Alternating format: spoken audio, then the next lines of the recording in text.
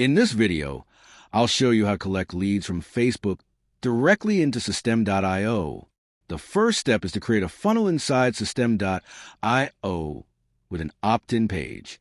Go to the Funnels tab, click Create, and select Build an Audience. Pick a template.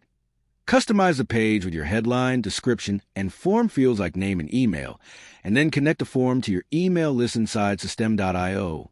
This is where your leads will be stored.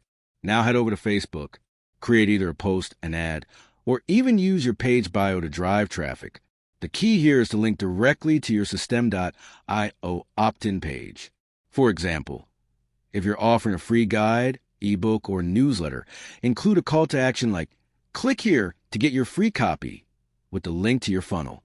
If you're running Facebook ads, choose the traffic or conversions objective. Paste your Systeme.io funnel URL as a destination, and make sure your targeting is set for your ideal audience. When people click, they'll land on your opt-in page, fill out the form, and their info goes straight into your Systeme.io contacts.